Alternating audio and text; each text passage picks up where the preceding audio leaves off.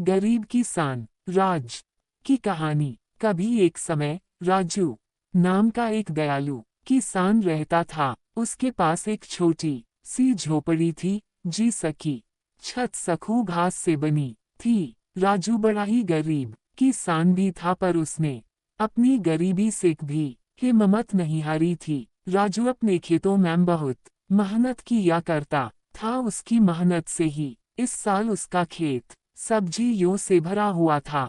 मोटे लाल टमाटर, कुरकुरी हरी बीन्स और चमकदार बैगन। राजू हर दिन बहुत मेहनत करता था। अपने पौधों को सींचता था और घास निकालता था। लेकिन इस साल बारिश के बादल लकू छिपी खेल रहे थे। सरूज एक विशाल गर्म दीपक की तरह चमकता था। जिससे जमीन सूख जाती थी और सब्जियां प्यासी हो जाती थीं।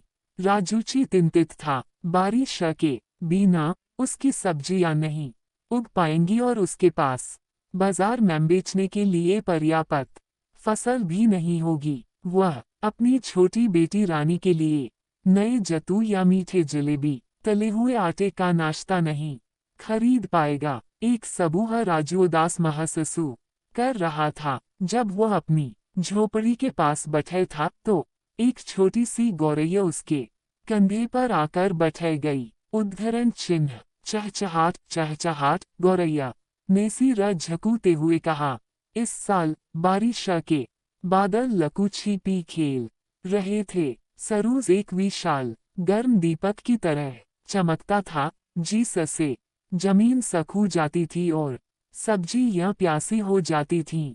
राजू चिंतित था, बारिश के बिना उसकी सब्जियां नहीं उग पाएंगी और उसके पास बाजार में बेचने के लिए पर्याप्त फसल भी नहीं होगी। वह अपनी छोटी बेटी रानी के लिए नए जतू या मीठे जलेबी, तले हुए आटे का नाश्ता नहीं खरीद पाएगा। एक सबूह राजू उदास महसूस कर रहा था। जब वह अपनी झोपड़ी के पास बैठा था तो एक छोटी सी गौरैया उसके कंधे पर आकर बैठ गई। उद्धरण चिन्ह चहचहाट चहचहाट। गौरैया ने सिर झुकाते हुए कहा, इस साल बारिश के बादल लकू छिपी खेल रहे थे। सरूज एक विशाल गर्म दीपक की तरह चमकता था। जिससे जमीन सूख जाती थी और सब्जियां प्यासी हो जाती थीं।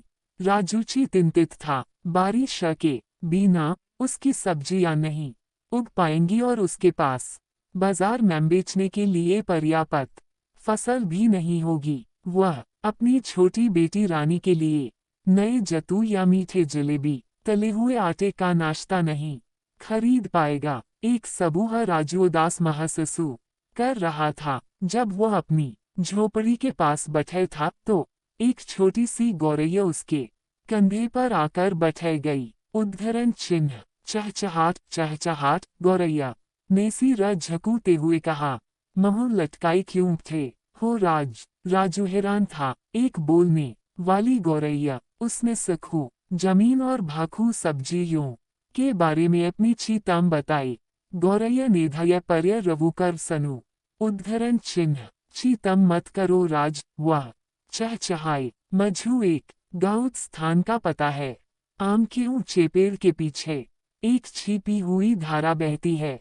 इसका पानी आपकी सब्जियों को फिर सेहरा भरा कर देगा। राजू की आंखें चमक उठी। उसने गौरैया को धन्यवाद दिया और उसकी बताई हुई बातों का पालन किया। सबसे ऊंचे आम के पेड़ के पीछे उसने एक जगमगाती धारा देखी। ठीक वह सही जैसा गौरैया ने कहा था। राजू ने अपनी बाल्टी को ठंडे पानी से भर लिया और वापस अपने खेत की ओर दौड़ पड़ा। उसने ध्यान से प्रत्येक प्यासे पौधे के चारों ओर पानी डाला। सब्जियां अंशु से चहकती हुई लग रही थीं। उनकी पत्तियां चमकीली हरी हो गईं। कुछ दिनों बाद आखिर बारिश आ ही गई। कोमल बूंदें छत पर टप टप टिपकी। जिससे राजू का दिल खुशी से भर गया। उसकी सब्जियां बड़ी और मजबूत हो गईं। चनोने के लिए तैयार राजू ने अपने ताजे फल सब्जियां बाजार में बेची। उसकी मुस्कान सरूज की तरह चमक रही थी। उसने रानी के लिए नए जतू और जलेबियों का एक बड़ा डिब्बा खरीदा। मददगार गौरैया और छिपी हुई धारा की बदौलत सभी का आनंद लिया। उस दिन से राजू भी छोटी गौरैया की दयालु और छिपी हुई धारा के जादू को नहीं भल्लू। वह जानता था कि भले ही चीजें मुश्किल लगती हैं, वह हमेशा थोड़ा जादू खोजने के लिए इंतजार कर रहा होता है।